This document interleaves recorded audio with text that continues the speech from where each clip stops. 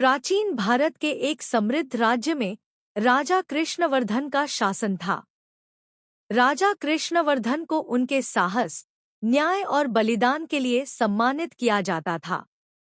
उनका राज्य हर दृष्टि से संपन्न था और लोग उन्हें एक आदर्श शासक मानते थे। उनकी रानी राधिका अत्यंत सुंदर, बुद्धिमान और करुणामयी थी।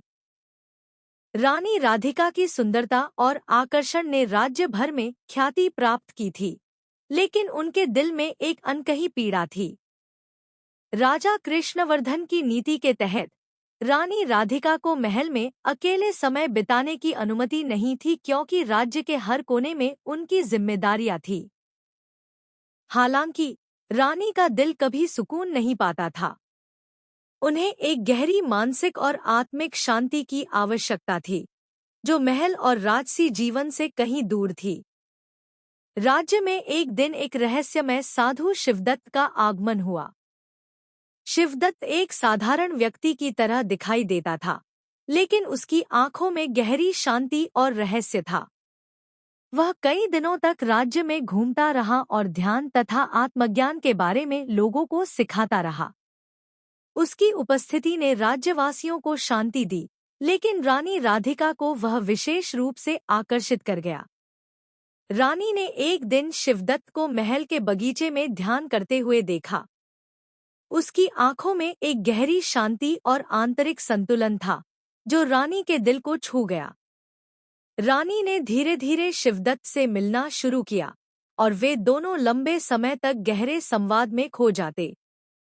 रानी ने उसे अपनी आत्मिक उथल-पुथल के बारे में बताया कि कैसे उसे महल और अपने कर्तव्यों के बीच खुद को खोया हुआ महसूस होता था। शिवदत्त ने उसे शांति की साधना और आत्मज्ञान के मार्ग को बताया, लेकिन रानी के दिल में एक और भावना पनपने लगी। वह शिवदत्त के प्रति आकर्षित हो रही थी, लेकिन वह इस आकर्षण को समझ नहीं पा रही थी। रानी को लगता था कि शिवदत्त के पास वह शांति है जिसकी वह वर्षों से तलाश कर रही थी। समय के साथ रानी राधिका और शिवदत्त के बीच दोस्ती से कुछ ज्यादा बनने लगा। वे अकेले मिलने लगे और रानी अपने दुखों और आंतरिक संघर्षों के बारे में शिवदत्त से अधिक खुलकर बात करने लगी। शिवदत्त ने रानी को उसकी आत्मा की गहरी शांति की बात समझाई और उसके दिल में रानी के लिए एक गहरी सहानुभूति और आकर्षण बढ़ने लगा। एक दिन रानी ने शिवदत्त को महल के एक सन्नाटे वाले कोने में बुलाया और उनसे कहा, शिवदत्त, तुम्हारे पास एक ऐसी शक्ति है जो मुझे पूरी तरह से बदल सकती है। मैं तुम्हारे साथ और अधिक समय बिताना चाहती हूँ। शिवदत्त थोड़ी देर के लिए चुप रहा और फिर उसने कहा, रानी, मैं जानता हूँ कि तुम एक संघर्ष से गुजर रही हो, लेकिन तुम्हारा दिल और आत्मा एक गलत मार्ग पर जा रहे हैं। तुम मेरे साथ शांति और संतुलन पाना चाहती हो, लेकिन तुम्हें अपने पतिव्रता धर्म और सच्चे प्रेम का सम्मान भी करना होगा। रानी ने उसे बाधित करते हुए कहा, क्या तुम नहीं समझते, शिवदत्त? मैं हमेशा अपने कर्तव्यों में बंधी रही हूँ, लेकिन मेरा दिल खाली था। अब मुझे सुकून मिल रहा है, जो मुझे कहीं और नहीं मिल सकता। रानी और शिवदत्त के बीच यह संवाद धीरे धीरे गहरे रिश्ते में बदलने लगा। दोनों के बीच शारीरिक और मानसिक संबंध बन गए, जो रानी के दिल और आत्मा में एक द्वंद्व पैदा कर रहा था। रानी अपने पति राजा कृष्णवर्धन को धोखा दे रही थी और वह महसूस करने लगी कि उसने अपने जीवन के सबसे महत्वपूर्ण रिश्ते का उल्लंघन किया है। राजा कृष्णवर्धन, जो अपनी पत्नी की आंखों में छुपी उदासी को पहचान चुके थे, ने महसूस किया कि रानी कुछ बदल गई है। वह अक्सर महल से बाहर जाने लगी और उसकी चुप्पी और मानसिक स्थिति में अजीब बदलाव आ गया था।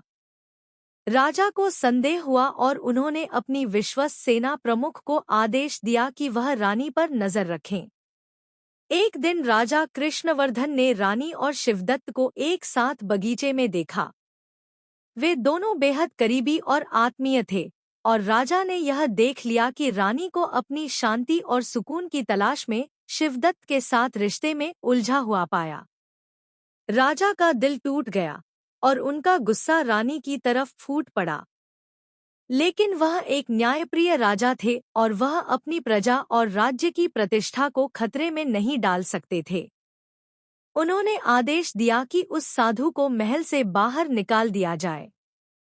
सेनापति को आदेश मिला कि वह साधु को पकड़कर राजा के समक्ष लाए। साधु को पकड़कर राजा के सामने लाया गया।